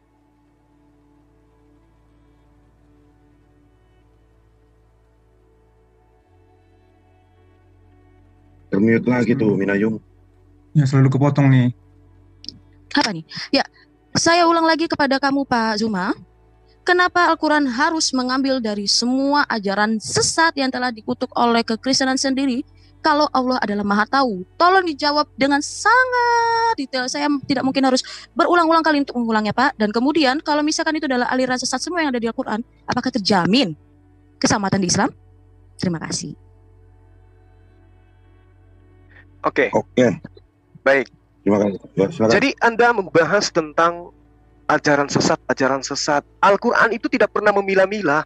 Al-Quran itu secara menyeluruh menceritakan tentang kalian. Ya, saudari ada yang kemudian memilah-milah dari jam 8 kita jam 3 sore kita janjian mundur ke jam 10 malam karena Anda ingin memilah-milah bikin PowerPoint kayak begitu. Al-Quran itu tidak. Al-Quran itu menyeluruh. Siapapun yang menuhankan manusia Yesus, kafir dia. Siapapun itu. Siapapun yang menyekutukan Tuhannya Yesus, kafir dia kedudukannya. Lalu Anda mengatakan tidak adil, tidak maha kasih. Anda salah. Kitab Anda, nabi-nabi yang ada di kitab Anda, seruannya hanya kepada Bani Israel. Yesus mengatakan, aku hanya diutus kepada domba-domba yang hilang dari Bani Israel. Lalu bagaimana dengan bani-bani yang lain? Mana keadilannya? Nggak adil dia. Untung ada orang-orang yang muncul kemudian yang memberikan ajaran yang bertentangan dengan itu. Pergilah ke seluruh dunia, padahal Yesus yang mengatakan hanya Bani Israel. Gitu loh. Sehingga Al-Quran mengatakan, wa qulil haqqu mir rabbikum faman syaa'a falyu'min wa man syaa'a falyakfur. Ini untuk semua manusia. Katakan kepada seluruh umat manusia, wahai Muhammad, kebenaran itu sudah datang dari Tuhanmu. Barang siapa yang menghendaki beriman, silakan. Tafadhal, please. Yang mau beriman, silakan beriman. Barang siapa yang mau kafir, silakan kafir. Sesungguhnya kami telah menyediakan neraka bagi orang-orang yang zalim. Siapa yang zalim itu? Sudah tahu Yesus itu manusia, masih dituhankan. Itu orang zalim. Orang zalim itu kayak gitu. Sudah tahu kitabnya tidak ada lagi original teksnya, masih juga diimani firman Tuhan. Sudah tahu penulisnya tidak pernah jumpa Yesus, masih juga diimani sebagai firman Tuhan. Zalim. Maka mereka neraka. Itu Al-Quran yang menerangkan. Lalu kemudian ketika Anda mengatakan dikit ajaran Anda itu bersanad dari Petrus. Wow, keren. Petrus itu mendapatkan mandat berdasarkan kitab Anda. Wahai Petrus, jangan engkau ke bangsa lain, apalagi ke bangsa orang Samaria, tapi datanglah kepada domba-domba yang hilang dari Bani Israel. Kalau ada Petrus lain yang mengajar kepada orang-orang yang berkolok, itu namanya Petrus bidat. Sementara kitab Anda di dalam Galatia 2 nomor 8, Paulus sendiri yang menegaskan Petrus murid Yesus yang Simon itu diutus hanya kepada orang-orang yang bersunat. Baca kitab Anda. Galatia 2 nomor 8. Catat, kasih tinta merah di bawahnya. Checklist supaya Anda paham di situ. Jadi kalau ada murid Yesus yang ke-12 ini keluar mengajar kepada Romawi, Yunani, Antioquia, saya katakan bidat. Karena muridnya, bahkan gurunya mengaku, aku berdoa bukan untuk dunia, aku berdoa hanya untuk Israel. Mana ada seruannya Yesus? Walau seluruh manusia. Mana? Baptis saya malam ini kalau ada seruannya Yesus itu. Nggak ada. Yang diseru hanya Bani Israel, Bani Israel. Kemudian muncul pengajar-pengajar yang dikatakan dalam 2 Petrus 2 bahwa akan ada muncul pengajar-pengajar palsu yang memasukkan ajaran-ajaran palsu, yang kemudian membantah semua ajaran Yesus. Tidak setitik pun dihilangkan dari hukum Taurat. Lebih mudah langit dan bumi lenyap dibandingkan setitik dari hukum Taurat. Begitu pengajar-pengajar ini muncul setelah Yesus terangkat, dirubah. Dengan matinya Yesus di atas tiang salib, dia membatalkan hukum Tuhan dan segala ketentuan yang ada di dalamnya. Dan Anda pengikutnya, Anda berkongkol dengan pelaku bidat. Yesus ketika datang, saudariku yang cantik, dia itu bukan ateis, juga bukan Kristen. Dia itu penyembah Tuhan. Berarti dia bertuhan, berarti dia hamba Tuhan. Kok sekarang dituhankan? Hah? Dia mengajak murid-muridnya, dia sering ke tempat yang sepi, berdiri berdoa semalam-malaman, dia menghambakan diri kepada Yang Maha Kuasa. Lantas kemudian Anda sekarang membidat-bidatkan orang. Itulah yang kena. Apa yang ada dalam kitab Anda, peribahasa yang ada dalam kitab Anda, kuman di seberang lautan, gajah keluar masuk dari ke mulut Anda nggak lihat. Inilah yang terjadi. Anda membidatkan. Al-Quran kenapa kau bidat-bidatkan? Bukan, Al-Quran tidak seperti itu. Al-Quran mengatakan laqad kafaral ladzina qalu. Siapapun di luar Islam yang mengajarkan ada 3 pribadi Tuhan, dia bidat, tempatnya di neraka. Demikian. Habis. Ya silakan Nayung. Nayung. Ya, aku share screen ya, share screen sendiri biar lebih enak gitu ya. Nanti sebelum Mas Bro saya keluar. Ini enggak ada presentasinya, cuma ngocong aja. Ya udah, sabar. Masa nggak percaya kepada kitab sendiri? Kan Pak, presentasimu mana kawan? Saya tidak sedang mengikuti. Makanya kau omong kosong. Oh, jadi Bible yang tadi saya bacakan itu omong kosong ya? Permisi Pak. Terima kasih Anda mengatakan kitab Anda omong kosong. Debatnya Bang Zuma dengan Kak Mina. Tolong jangan diganggu ya. Terima kasih. Ya. Salam. Baik Kristen ataupun Muslim, saya akan tegur. Terima kasih. Iya. Lanjut. Ya, kita mulai ya teman-teman ya. Kita mulai dulu, dia terlalu banyak banget bawa poin sampai sehingga dia lupa untuk menjawab iman dia sendiri. Saya maklumi karena dia hanya bisa menjelaskan iman orang lain. Walaupun itu hanya tidak sesuai dengan iman orang gitu ya. Iman sendiri dia tidak tahu. Oke, lanjut teman-teman ya. Seperti yang dia katakan bahwa Yesus datang kepada bangsa Israel, teman-teman. Kenapa? Ini mengingatkan kita kepada apa, teman-teman? Ya, Allah hanya memberitakan firman-Nya kepada Yakub, ketetapan-ketetapannya dan hukum-hukumnya kepada Israel. Ia tidak berbuat demikian kepada segala bangsa dan hukum-hukumnya tidak mereka kenal ya. Jadi Yesus itu harus datang kepada bangsa Israel. Kenapa teman-teman? Ya, karena Yesus adalah sang firman, di mana firman-Nya itu, ketetapan-ketetapannya itu ada di bangsa Israel. Jadi harus dia yang membenarkan kepada bangsa Israel bahwa seperti ini loh, seharusnya kamu melakukan, bahwa karya keselamatan telah kulakukan. Nah, kemudian bagaimana lagi si Mina? Kok bisa dia harus datang ke bangsa Israel? Mari kita lihat ya. Bahwa di Yesaya 55 ayat 11, demikianlah firmanku yang keluar dari mulutku, ia tidak akan kembali kepadaku dengan sia-sia, tetapi ia akan melaksanakan apa yang kukendaki dan akan berhasil dalam apa yang kusuruh kepadanya.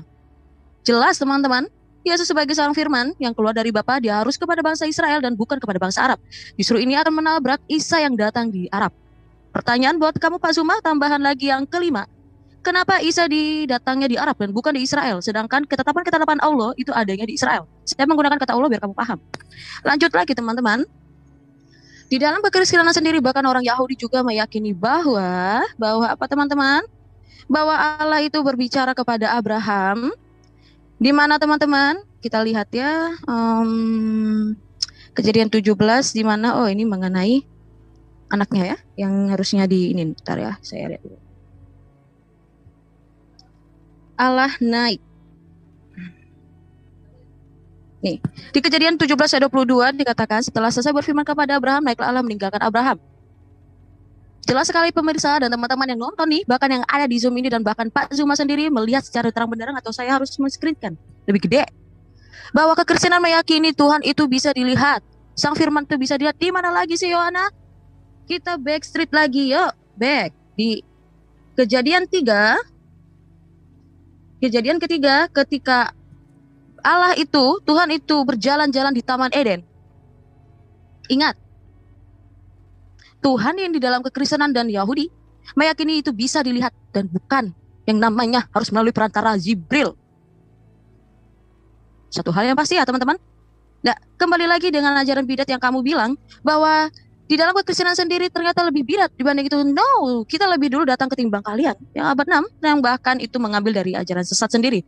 Di share screen Mas Bro. kita share screen mengenai lagi bahwa Pisantropisme yang dikatakan Yesus adalah hanya manusia biasa. Itu telah ada di abad berapa teman-teman?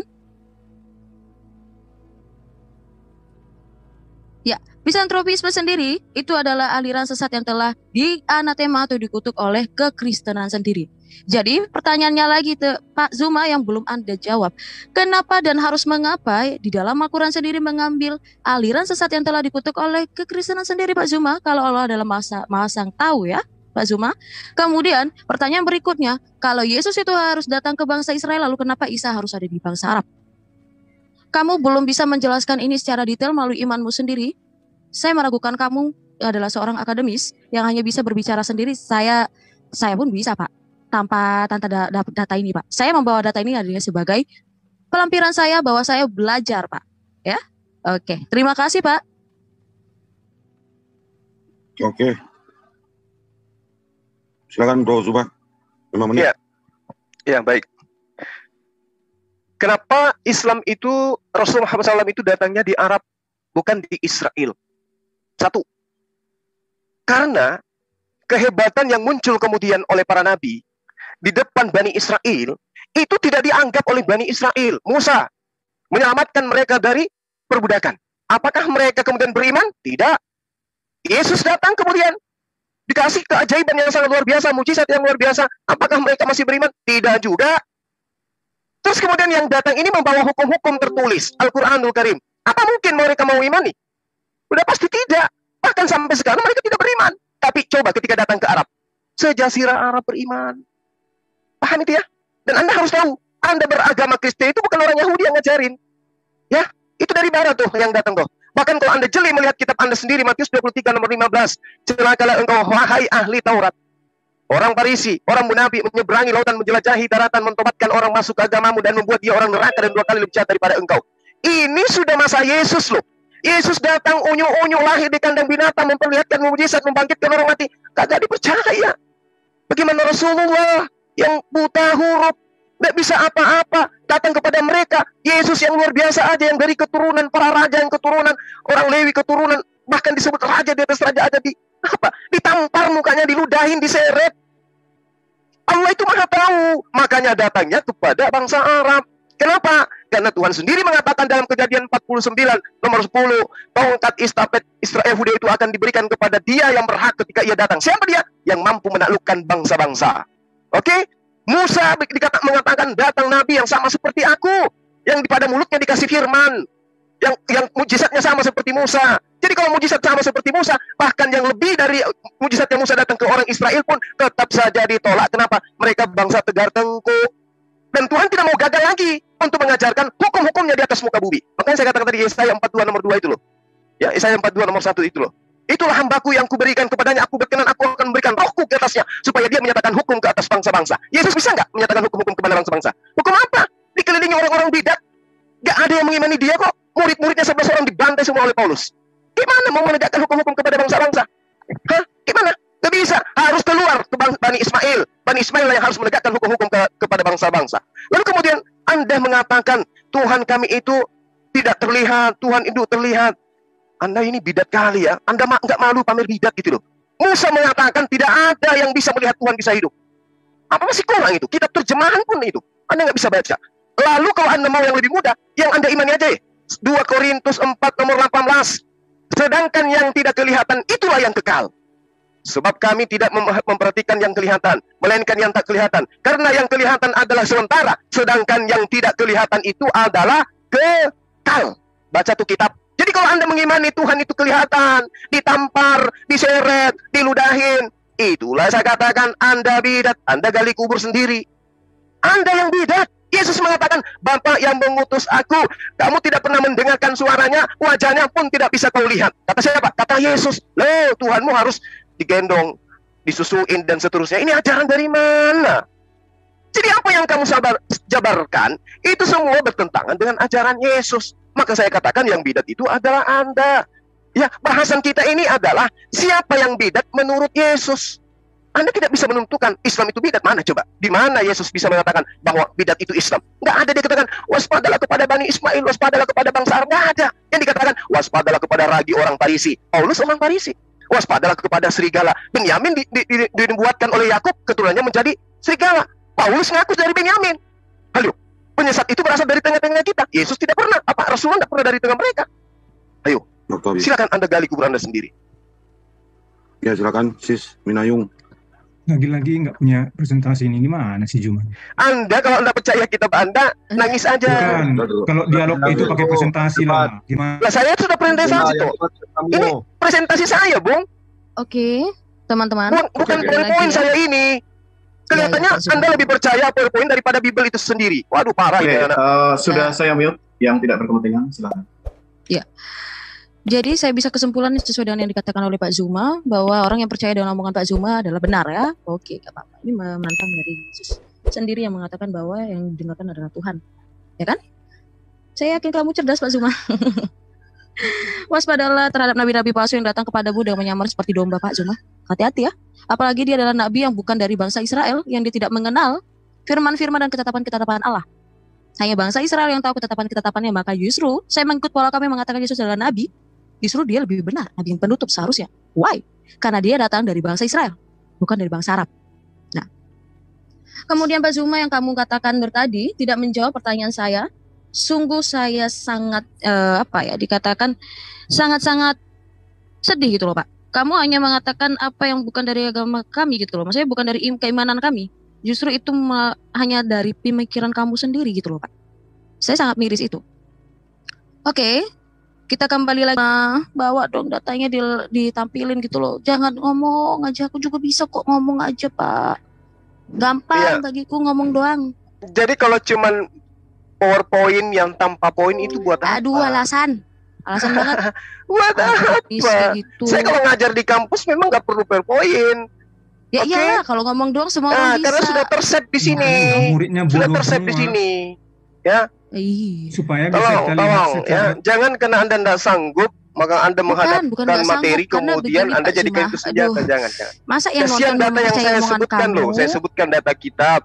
Nah contoh misalnya Anda menuduh Rasulullah Muhammad SAW itu epilepsi. Dah berisik. Anda coba baca kisah para Rasul 9 nomor 3 sampai 9. Siapa yang epilepsi di sana?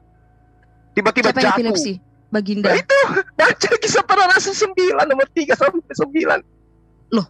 Oke, biar ajarin gitu loh. 2 Korintus 12. Ini berapa kali sih puterannya dari tadi aku malas banget loh, Tok.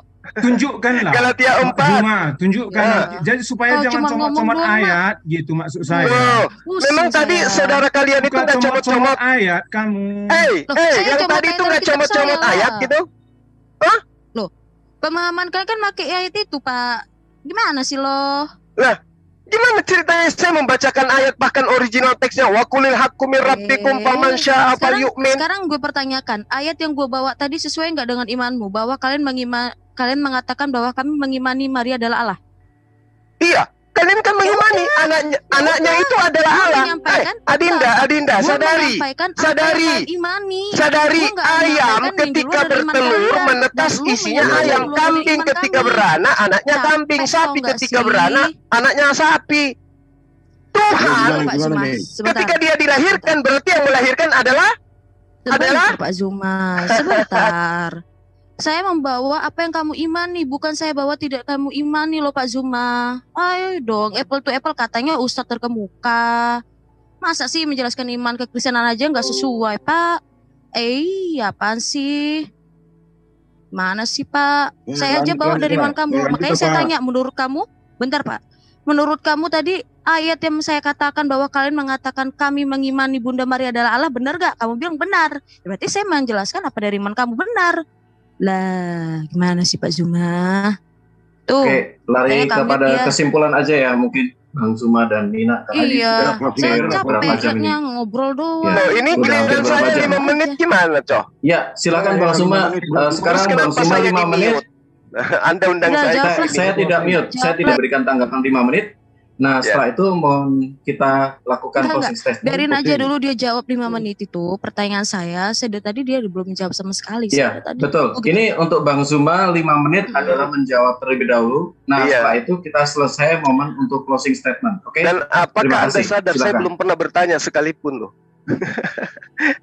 Dari tadi Anda sesi pertama bertanya. Kamu tuh udah banyak bertanya dengan poin-poin sebenarnya, Pak. Sudah banyak. Saya tuh karena saya tahu gitu loh, ada keterbatasan di pihak Anda, jadi saya nggak bertanya. Tadi Anda mengatakan Jibril itu nanti dikenal di Islam di abad pertama. Ini data yang saya kasih. Daniel 8 nomor 16, Daniel 9 nomor 21, Lukas 1 nomor 19, Lukas 1 nomor 26. Malaikat Jibril. Oke? Orang pintar itu gitu. Nggak perlu PowerPoint, tapi tidak ada poinnya. Tinggal disebutkan aja datanya gitu loh, ya. Terus kemudian ketika Anda mengatakan bahwa Al-Quranul Karim keliru mengatakan kami itu menuhankan Maria. Dikatakan laqad kafara alladziina qalu innallaha tsalitsu tsalatsa. Lalu kemudian di dalam surah Ali Imran, wa idz qala Allahu ya Isa bin Maryam a anta qulta linnas, kepada manusia, tidak dikatakan kepada sekte ini, apakah engkau pernah mengajarkan kepada manusia, sembahlah aku, jadikanlah aku dan juga ibuku sebagai Tuhan selain daripada Allah. Yes, memang hari ini Anda tidak menyembah Maria, memang. Tapi dulu dulu orang-orang yang lebih dahulu menganut ajaran Anda itu menyembah Maria. Nanti setelah konsili, posisi Maria diganti oleh Roh Kudus. Anda ini umur Anda baru berapa tahun? Tapi Kristen-Kristen terdahulu menjadikan Bunda Maria itu sebagai ibu Tuhan. Itu di konsili Efesus. Maria itu adalah Tuhan. Nanti konsili Konstantinopel tahun 722 Masehi, gereja mengganti, menolak Bunda Maria dalam sistem Trinitas, membuang Bunda Maria, lalu diganti oleh Roh Kudus. Apa kurang datanya? Tahunnya sudah kutunjukkan, tinggal Anda cari. Anda kan manusia Google semuanya. Tinggal cari itu. Jadi dulu pada saat konsili Efesus, Maria itu adalah ibu Tuhan. Dan sekarang Yesus. Anda mengimani 100% Tuhan, 100% ilahi. Yang melahirkan Tuhan Anda menjadi manusia siapa?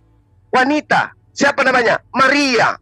Berarti kalau Maria punya anak, anaknya itu punya sisi keilahian, berarti dia ibunya yang ilahi juga. Berarti Yakobus adik daripada Tuhan Anda. Berarti Zakaria itu paman dari Tuhan Anda. Berarti Yahya sepupu sekali dari Tuhan Anda. Berarti Elizabeth bibi daripada Tuhan Anda. Tuhan kok punya silsilah kayak begitu berkembang biak. Ini bidat. Ya, jadi meskipun Anda mengatakan kami tidak menyembah Maria, tapi anaknya gimana? Anaknya gimana? Hah? Kalian tidak menganggap seekor ibu kuda sebagai kuda, tapi anak kuda tadi Anda anggap kuda. Meskipun Anda tolak, tapi faktanya dia adalah kuda. Ini lucu. Anda tidak menganggap Maria itu sebagai ibu Tuhan, tetapi anaknya Anda anggap Tuhan. Ini yang rusak nih, yang di atas, yang paling atas, yang tumbuh rambut itu yang rusak. Anaknya dituhankan. Anak ayam dibilang ayam, tapi ibunya nggak dikatakan ayam. Anak sapi dibilang sapi, tapi ibunya nggak ditolak sebagai bukan sapi. Itu sakit namanya. Itu rada berarti Anda. Ya mohon maaf, harus saya luruskan seperti itu. Karena Anda membawa Al-Quran. Padahal tema yang Anda pilih adalah siapa yang bidat menurut ajaran Yesus. Kok larinya ke Al-Quran, larinya ke Islam. Lucu Anda.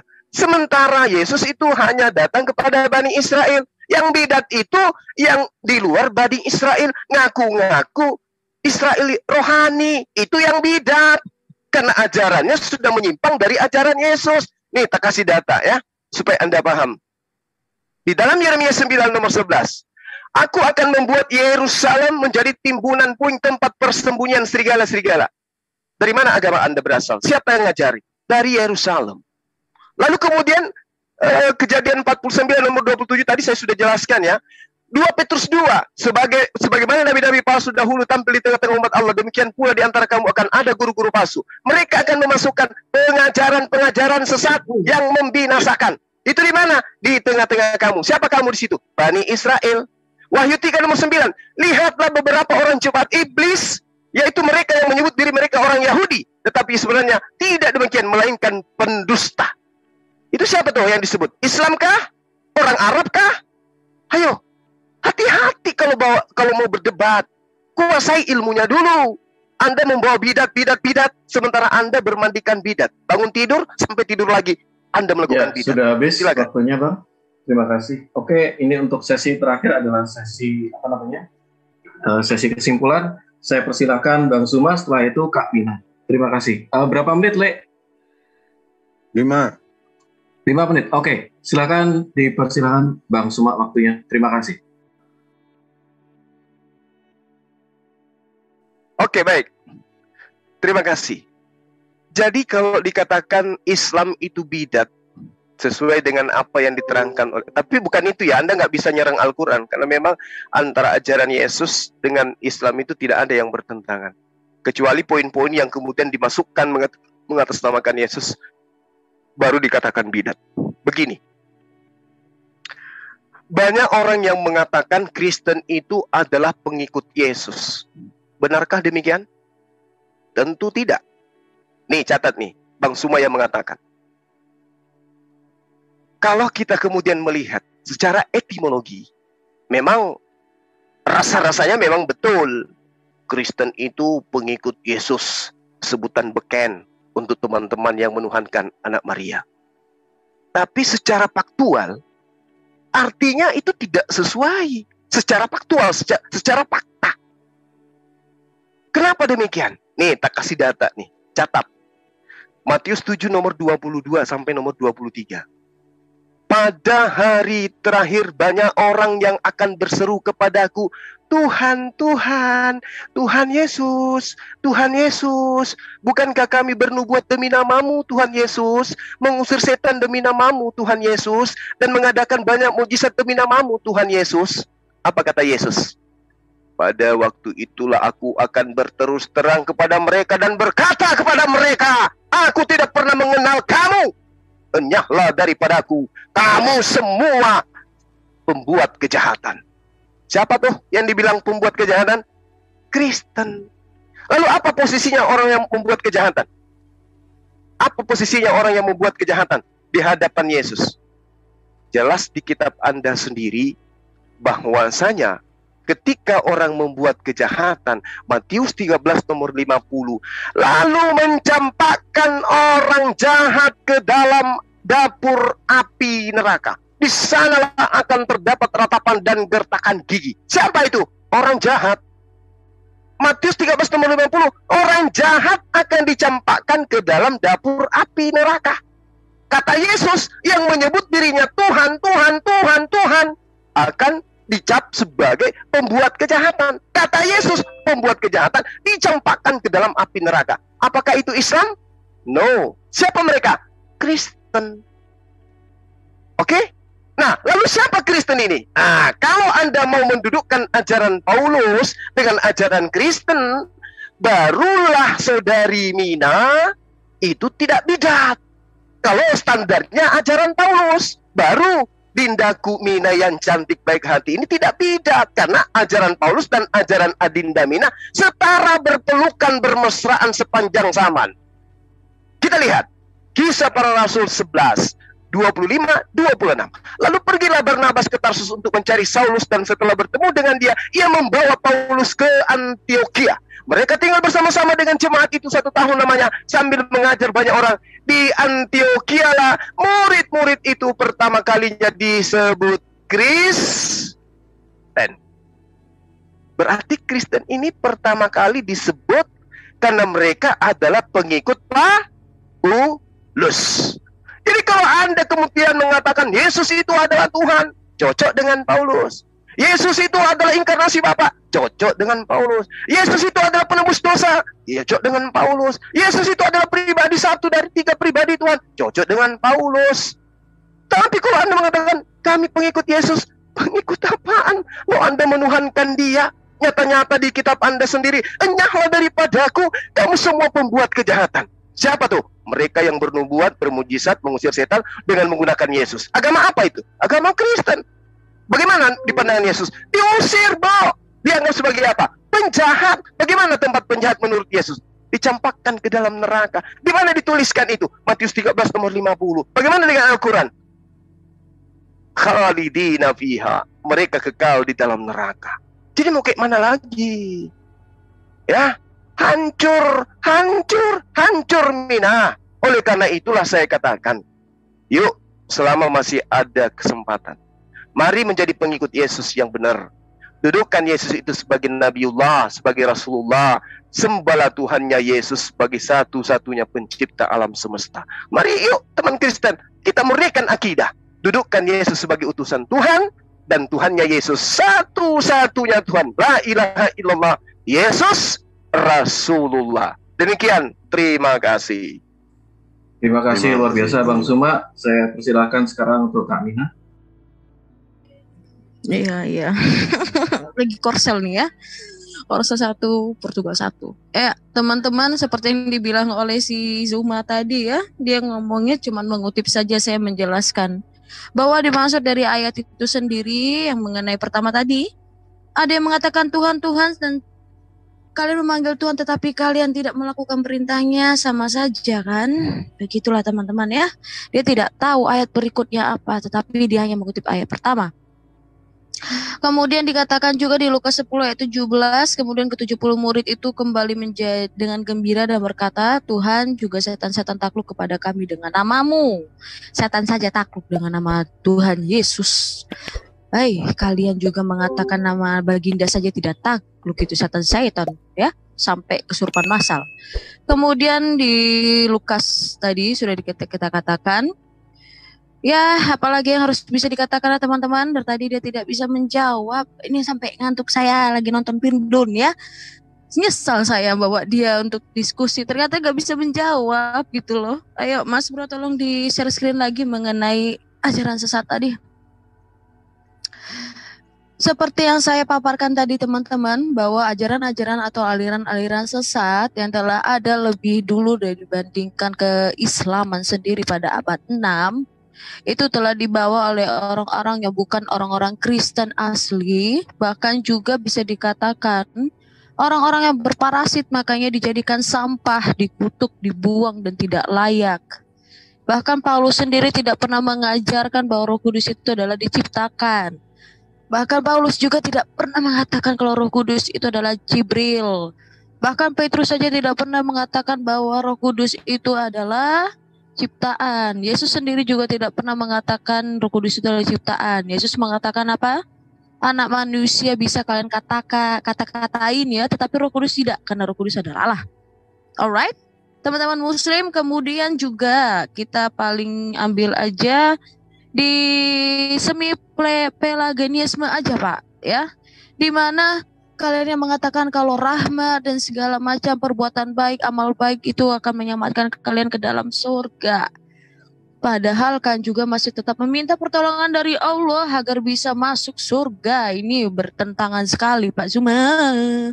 Dan juga yang seperti saya katakan tadi, Al-Quranmu mengambil semua apa yang telah disesatkan atau dikutuk. Dikutuk itu adalah sampah, benar-benar sampah, seperti muntahan orang yang kalian ambil lagi gitu loh. Gitu kan. Nah, itu kalian ambil dan itu ada di dalam kitab kalian sendiri dan kalian imani. Kalian bisa berpikir sendirilah ya.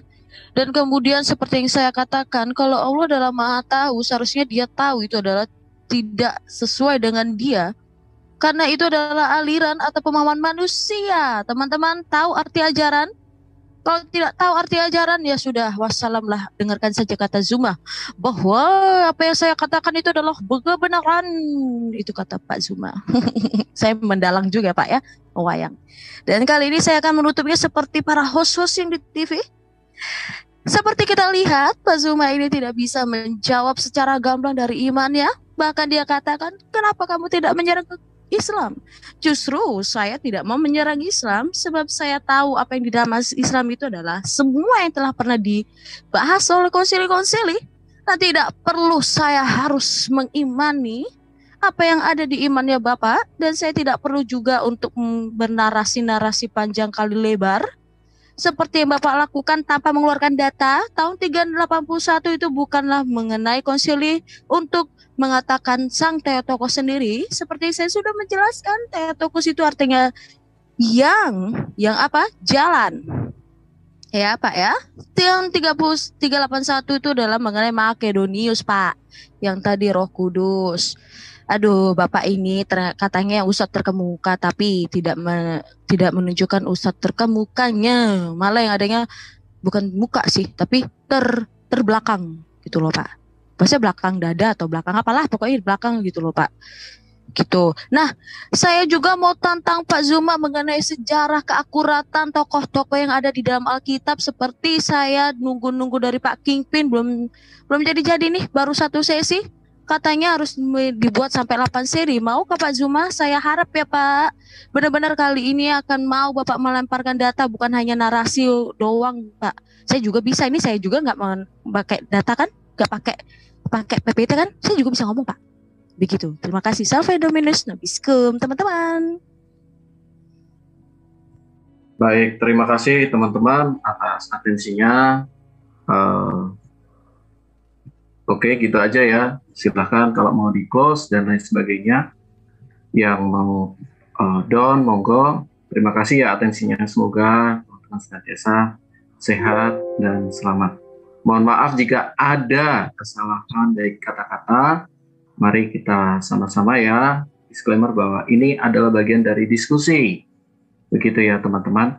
Baik, saya juga sendiri akan undur diri. Salam buat Bang Zuma, Kak Mina, dan Ray Kaisar, dan teman-teman lain.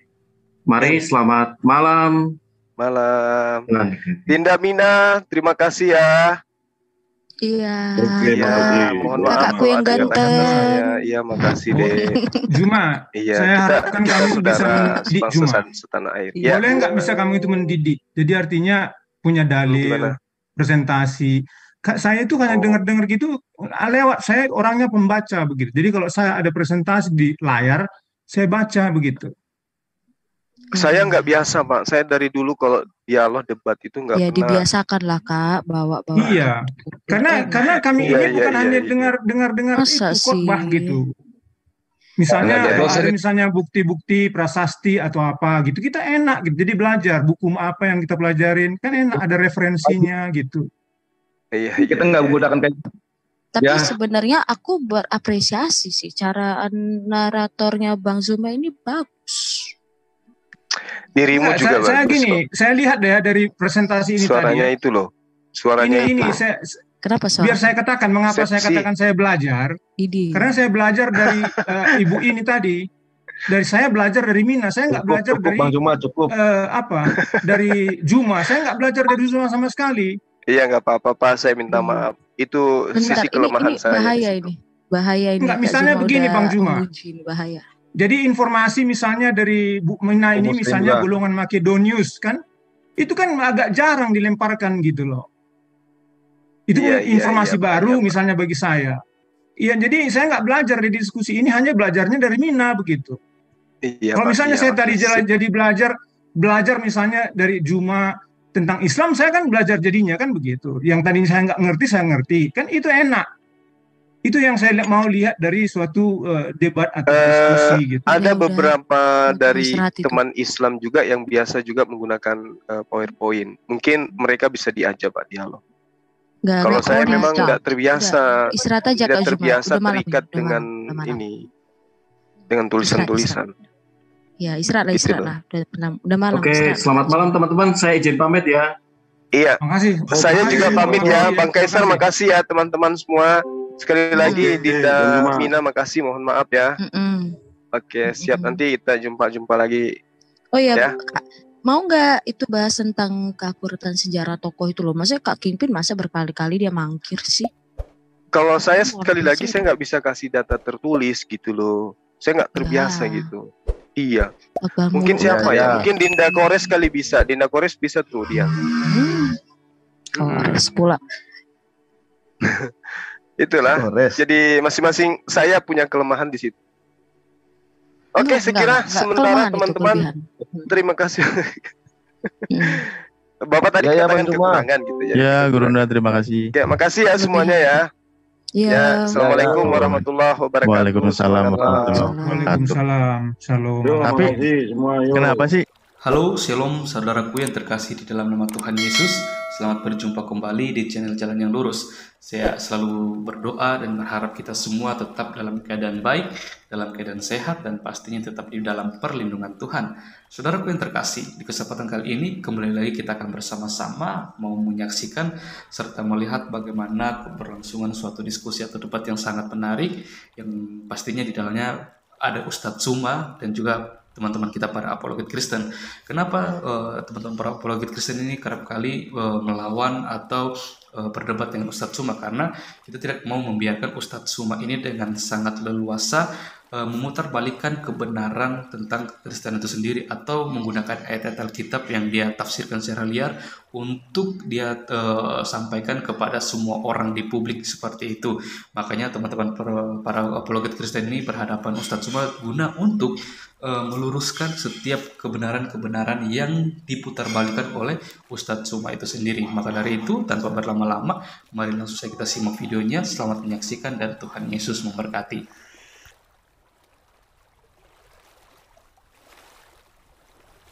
Oke, baik saudaraku, kita bersama-sama telah mengikuti bagaimana keseruan suatu diskusi atau debat antara teman-teman para apologet Kristen bersama dengan Ustadz Suma. Dan ya, kita sendirilah yang bisa memberikan penilaian terhadap setiap argumentasi, bahkan data-data yang mereka bawakan di hari ini. Apakah semuanya itu bisa dibuktikan kebenarannya atau malah sebaliknya.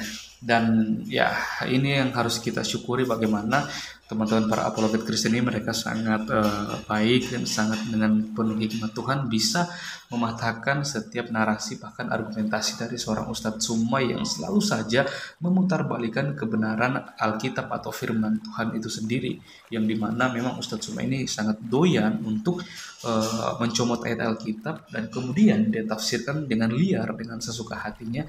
Dia menjadikan hal itu untuk menyerang iman Kristen itu sendiri, sehingga pada akhirnya banyak orang yang termakan oleh narasi atau argumentasi dari seorang Ustadz Suma. Tapi ya tidak sampai di situ. Karena apa ya? Karena ada para apologet Kristen, hamba Tuhan, yang selalu saja menentang dari ajaran Ustadz Suma yang selalu saja membahas tentang kekristenan. Karena apa ya? Karena kalau dia membahas tentang iman dan keyakinannya dia, itu tidak menjadi masalah. Tapi kalau di dalam diskusi atau debat dia hanya membahas tentang kekristenan, tentang isi Alkitab seperti itu yang menjadi suatu masalah yang harusnya dihadapi oleh teman-teman para apologet Kristen seperti itu. Karena apa ya? Karena kita tidak mau banyak orang yang menjadi salah paham, gagal paham tentang kekristenan hanya karena selalu saja menonton atau mendengarkan ocehan dari seorang Ustadz Suma seperti itu. Ya, dan kiranya melalui diskusi ini juga kita juga semakin hari semakin dicerdaskan, kita juga semakin bertumbuh di dalam iman kita terhadap Yesus Kristus. Bahkan kita juga boleh terus menjadi berkat dan saksi dimanapun kita berada. Ya, karena memang itulah tugas dan tanggung jawab kita sebagai orang percaya, bahwa kita harus menjadi saksi dimanapun kita berada. Seperti tertulis dalam Injil Matius pasal yang ke-28 ayat 18 sampai ayat yang ke-20. Karena ketika kita menjadi seorang percaya, kita telah menerima anugerah keselamatan itu, kita juga harus membagikan kabar baik itu, kabar sukacita itu, kabar keselamatan kepada setiap orang tanpa terkecuali. Karena Injil diperuntukkan untuk semua orang. Injil tidak dibatasi tentang orang ini atau orang itu, seperti atau kalangan ini, kalangan itu, tapi untuk semua orang, supaya kita semua boleh menerima anugerah keselamatan yang berasal dari Tuhan Yesus Kristus itu sendiri. Oke, ya, kita terus berdoa untuk teman-teman para apologet Kristen dimanapun mereka berada, supaya mereka terus dipakai Tuhan secara luar biasa. Mereka juga boleh terus dengan penuh hikmat untuk memberitakan kabar sukacita dimanapun mereka berada dan siapapun orang yang mereka layani. Sekian video dari saya di hari ini. Sampai berjumpa di video-video saya selanjutnya. Kiranya Tuhan Yesus memberkati kita semua.